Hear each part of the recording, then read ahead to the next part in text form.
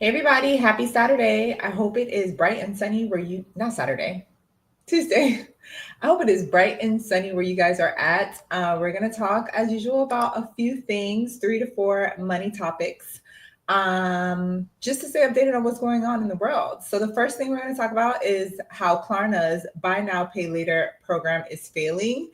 And off the top of your head, once you realize like the things that they've been doing, it makes sense. But we usually don't see such a fast response to how it's failing. Next thing we're going to talk about is an educated America and how we really are going to see the consequences, and just a few more other things. And then I'll wrap it up with talking about gold. So the first question that I have for you guys is, have you ever used Klarna, or another company is called Affirm, to buy now and pay later? I will say that no, I have not.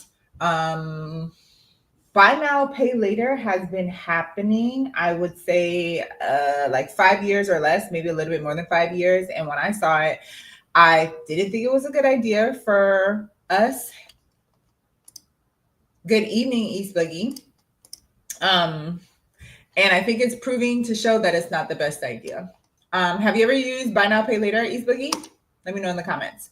So the first thing that I want to talk about in regards to why Klarna is losing money, their first quarter reports were that they lost $92 million in a gross loss. And that's almost $50 more than what happened a year ago the same time. So usually when you do buy now, pay later, you pay in 4 to 8 easy installments. It does not require a hard credit check. It's a soft credit check, if any. And it is making things much easier for you to buy if you don't have the money in your hands. The average balance for buy now, pay later, I looked up, is a little bit over $2,000. No, I have not used it. Okay. Probably people who care about personal finance have not used it, right? I'm not against people who have used it, but I believe in having payments for a house. I believe in having payments for a car and a personal loan. But for something that's $300, $100 a lot, I like to buy perfumes, and I see that a lot where like it's $130 or 4 easy payments of Baze Swazi. In addition to them having that gross loss, they cut 40% of their workforce because of AI improvements. So they don't even need as many workers as they needed to get things done. And also they reported, as a result of their business explanations for the first quarter, that the customer credit loss was $136 million. And I don't know if you remember, like 3 months ago, they mentioned, I remember it was a big uproar, that DoorDash is one of their partners. And I want to explain that this $92 million loss is not with DoorDash yet, because DoorDash is only like 3 months old. This is from Q4 of 2024. So this $92 million gross loss, I think, is going to continue happening, because when people found out about DoorDash on social media, they're like, all right, bet, now I can use DoorDash to buy my Uber Eats. I can use it to buy my groceries at Walmart, because that's another one of their partnerships. They did announce also that their market share is 26%, and they have 100 million people using their database. My thing about this is that with them already losing money, I think this is an ethics concern, because people are doing this for food. I used to work for a retailer. That retailer was Target, and that was like almost 15 years ago. And they have a loss procurement department that is very detailed. It's kind of like their own police department. So when people steal, they charge them to the greatest extent that they can. But when it's stealing food, they always shied away from it, because they didn't even want the bad karma of Target putting people in jail for stealing food. Because what does that mean? If you're stealing food, you are hungry. So it's just unfortunate to me that we are putting people on plans to buy food, even if it's fast food. Like, for some people, that's their only sustenance. And so 2 months ago, when they heard that they can get food through DoorDash and not have to pay it all, if you're hungry, or not have to pay right away, and you can put it on the payment plan with buy now, pay later, they're going to do it. So this $92 million that they lost, if they lose it again, you can't be surprised, because these people are buying it for food. They're not buying it for a roof over their head. It's for food. And it makes me think, is this a smart business model, right? Because they did have an IPO slated to happen in the first quarter, and that was halted. And now I think they're realizing it's not the best business model, because now they're going into having a debit card. It's going to be called a Klarna Visa debit card. If I was in that business, I would not want to be in that business long. It just seems like an icky business. So that's where I'm at with that. But I'm not surprised that Klarna lost money off of buy now, pay later. These people can't afford to pay back the bill. Going into the next subject, I wanted to ask, have you ever noticed that people in society are not as smart as they used to? I want y'all to think about that, and I will give my answer, please.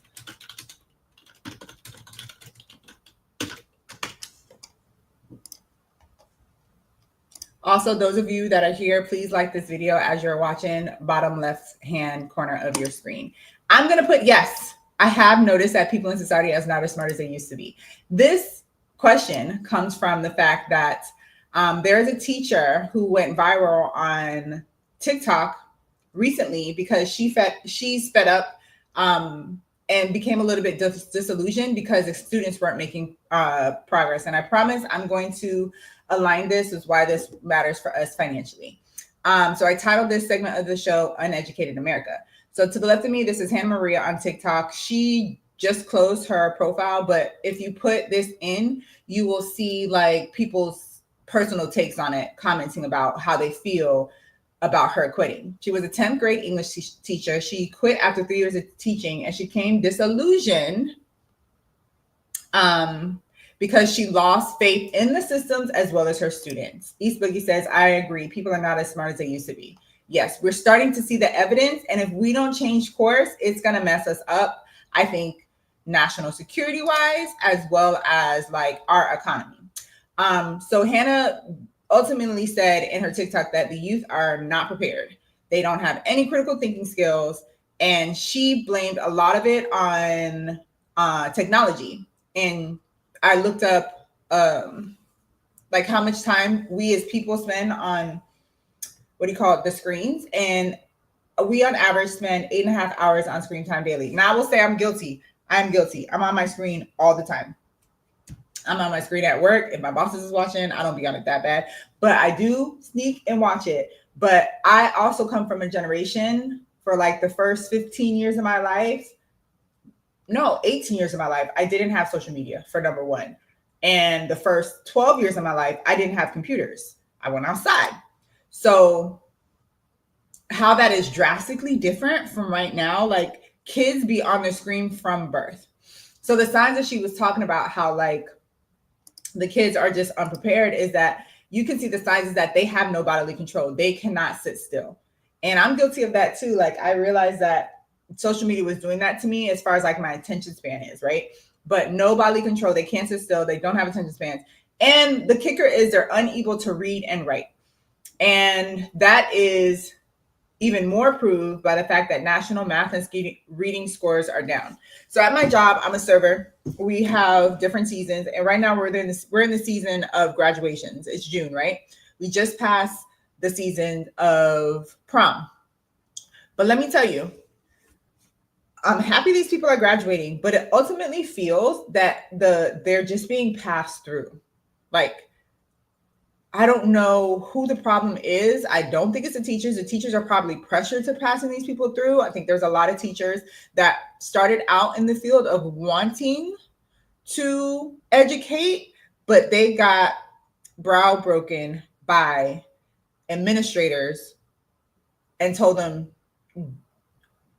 if you're trying to make sure they can comprehend and critical think and reading, or if they can do a math problem, you're wasting your time.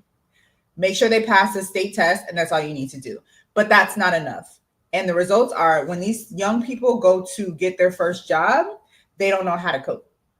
Hannah said that the causes were social media, technology, and right now chat GTP. I'm also in school. I'm trying to finish my undergraduate degree, and it's a different degree than my first time, right? It's history, because I just like history, right? It was a struggle for me though, because before I was a biochem major, and that was math and science, because I gel with math and science. But history and English is nothing but writing papers and reading, right? And I have noticed, even with my counterparts, even though I'm a lot older, these people are 18 to 22, juniors and seniors in high school, and I'm a super senior, whatnot. I can tell by how they type, it ain't right. I can tell by, if I ever have to come across reading something like a peer review, they are not as prepared as when I was. It could be because I'm from Florida, and Florida, our education is bad, but you know what I'm saying. So it led me to think how America has shifted from caring about education. And this is not just because of this year. It's been a trend for a few years, but a couple of things that I can list, you let me know in the comments if you disagree or agree, is that we have divested from the Department of Education. As soon as 2025, there have been a lot of people fired from that area. We are decreasing student loan amounts that people are able to get. We're increasing grant amounts that people can get for free from the government. And we're also probably increasing the qualifications, making it harder for them to get there, right? A big thing is that they're canceling Job Corps. And I put the picture up here on the right. Like, Job Corps helps a lot of, what do you call it? Low income family kids gain a skill, versus a lot of times getting in trouble for truancy, not showing up to school, and then being put in this criminal justice system as a youth, or doing other things, you know? So Job Corps saves a lot of kids. And now I don't know what's going to happen to those kids, because those kids are a lot of times disadvantaged. And it helps them get their GED, which can help them, if they choose to go to a trade school or go to college. Another thing we're seeing is that Harvard University is struggling for a lot of reasons. I'm not trying to make this political, but this is like the smartest university, arguably, that we have. And they have taken certain stances trying to protect their students, and it looks like they're being tugged at. And all of these things, decreasing student loans, making it harder for people who don't come from money to go to college, is leading to the fact that only the wealthy are going to be able to afford college. And I think that's crazy, because then if I was born in this time, I would not have been able to do the things that I did, or it would have been a lot harder. But college should not just be for rich people. Some people, there's this narrative, correct me if you think I'm wrong, that people are saying college is useless. But rich people are still sending their kids to college, because that's a lie. College is not useless. Education is priceless. And it's crazy that people don't read anymore, but we need to start reading, because reading helps you escape, but it also helps your brain develop, right? At all ages. It keeps you young. So not only is it good just for your education sense, but it's good for critical thinking. It's good for building relationships, because in college, you have 4 more years of socialization and meeting new people. We also have this thing where there's a loneliness epidemic, and college can help that. Could you imagine how much more exacerbated that would be if people just decided they were never going to go to college? Another thing is, college allows you to debate your thoughts, to debate your feelings that maybe you were raised with, to either continue to agree with them or disagree with them or abandon them. Also, the college allows a space for you to debate arguments. So I'm a big college person. I always suggest people can go and go to what they can afford, but it's valuable. And I don't know, it's like as invaluable as like having family in your youth. It's something you can't explain, but can't imagine not going without, right? However, as much as we are, as I said earlier, divesting from education, the world still values it. And I'm going to put an example of China. So this is actually my TikTok that I talked about like maybe 2 weeks ago. China is still investing. They're still educating their kids at much further levels than we are educating our kids here in America. And this particular TikTok was because this Chinese representative says he vows to welcome students facing unfair treatment at U.S. universities. So what does that mean? The Chinese are saying, hey, if America doesn't want you, you great minds, you brightest of the bright from each of your country, come study here in China. Y'all, this is where this is going to be connected to our financial prowess in 10 to 15 years, because we are going to be left behind. Because these foreign students, it used to be, I remember when I was in college, a lot of my TEAs were foreign exchange students who were getting their doctorate degrees and teaching me my math and my science classes. And I'm sure they taught a lot of English classes too. I just wasn't that type of major. I can't imagine the value that they have. And if we don't have them anymore, because even though he's attacking the people at Harvard, this is sending a message to all the people 5 years out from education. Their families are not going to tell them to come to America. You know where their families are going to tell them to go? China. And in the meantime, they're going to get their education. They're going to learn an extra language because they've been learning English this whole time. They're going to learn Chinese. You know who's not going to know Chinese? Us Americans. Us Americans.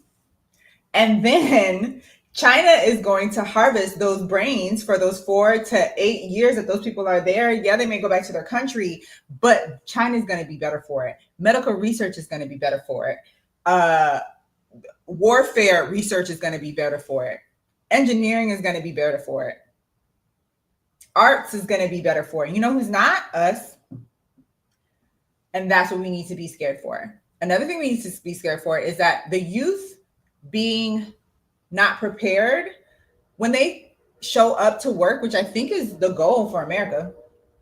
Just have everybody be a worker, right? We just need the economy to go. We just need cogs in the system. The thing about it is they are not equipped to cope. I work with a lot of young people, and let me know if y'all work with a lot of young people, but a lot of them call out by just not showing up. A lot of them don't give proper notice. A lot of them, when they don't get a day off, decide they're going to quit the job. A lot of them ask, when you tell them this is like the task when you're training, they ask, why do I have to do this? I wish I would. I never did that when I was working. My first job as a cashier, I just listened to my boss. You know what I'm saying? But a lot of them don't know how to take direction. They don't know how to sit down and focus on a skill. And generally, what I'm leading to is that they're more often quitters than stick-toers. Not all of them, but I'm pretty sure in other countries, let's say all Canada, Mexico, all the South and Central American countries, their youth don't act like that in the workforce straight out. And that's all because we're not educating the youth. So when the teacher said that technology is hurting us, it is true. I am aware that technology has helped. There's good and bad in technology.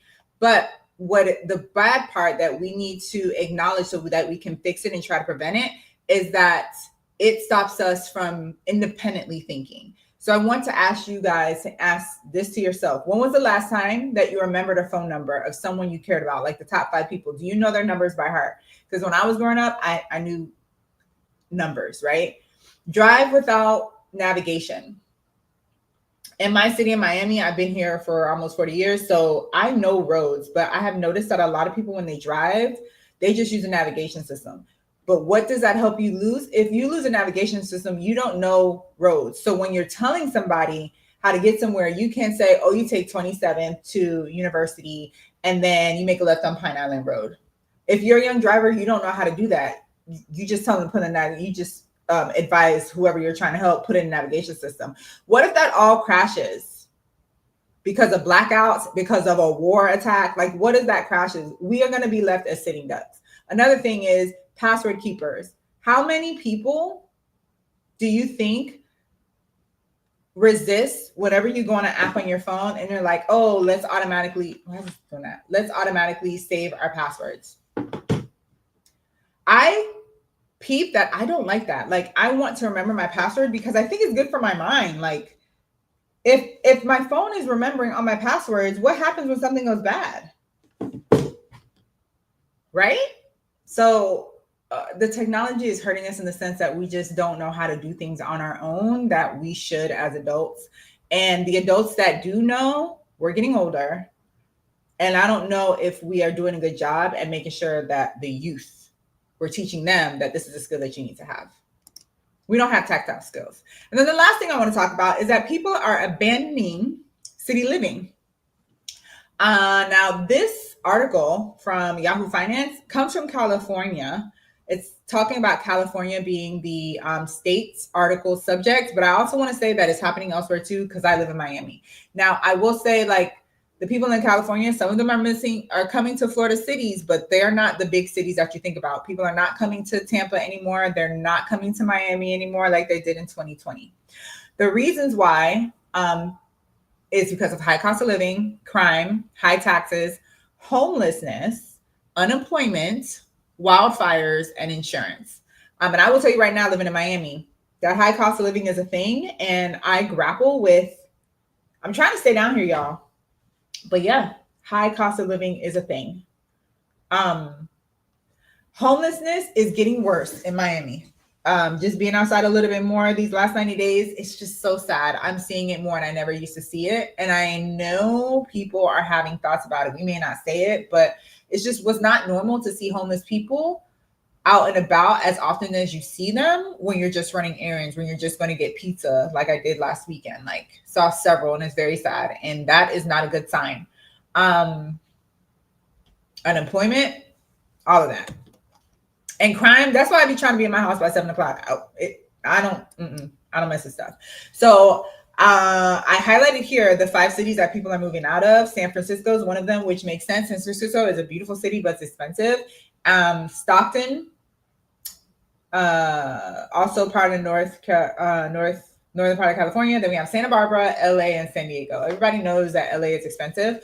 But I will say that when I went there, homelessness was a big thing. Same as San Francisco, homelessness was a ride. You could not hide homelessness as much as you tried, and it's very sad. The people that are leaving Cali are going to they're seeing trends in cities. And the ones that were listed were Dallas and Fort Worth, Texas, which, fun fact, I used to live there for a year. It was a great time.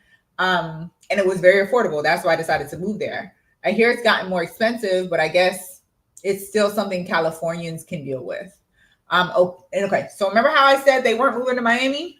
They're moving to Ocala, Florida. Baby, nobody wants to live in Ocala. As a Floridian, it is so rural and no real culture. So that's why it's affordable. There's nothing there. It's not too far from one of my from my alma mater in Gainesville, Florida. It's just very country. I like country, but Ocala, it's like so remote. Jacksonville, Florida is another one. It's kind of it is a big city. It's the biggest Florida city geographically, like it's a large round city. But again, wasn't much there to do. When I was a college student there, I was like, I cannot live here. I want to go back to Miami, you know? So, I mean, take it with a grain of salt that people are moving to Florida. They're no longer moving to Miami, Fort Lauderdale, West Palm. They're moving to places that are quiet and nothing's there. Raleigh, North Carolina, I have history with that. As a youth, I used to go there for summer with families, and I remember when it was very like quiet. Now Raleigh is the place to be, and it's super developed. Wilmington, North Carolina, also quiet. It was a beach town, a quiet beach town. And then Myrtle Beach, South Carolina is like a tourist town for the people who live in the North and South Carolinas for summer for their kids. I can understand why people are going there as well. And so the last thing is gold. Gold is up about $50 from last week when I talked to you guys about it. If you are interested in buying, I will say it's not as high as it used to be, but it's creeping up there. And that's it, y'all. That's pretty much all I got to say for this week. To wrap up, I do not buy now, pay later has never been a great idea. And we're seeing it now because the biggest company lost almost $100 million in Q1. I'm curious to see what it's going to be in Q2. I also wanted to note that I think personal reading is a hobby everyone should pick up. I picked up reading like 3 years ago. And I'm not the fastest reader. I be envying people who read really fast. Like those people that read $50 a year. But I'm glad I stuck to it because it takes you out of the world and it allows you to be outside yourself and keep your brain working in a way that being on the screen does not allow you to do. seeing that the cities are pricing people out is unfortunate, but I can see it because things are getting more expensive every day and gold is still going up. So hopefully I'm not outpriced by the time I try to start invest in January. Any questions? Let me know in the comments if you're in the replay gang, and I will see you guys next week. Thank you all, as always, for hanging out with me. See you next week.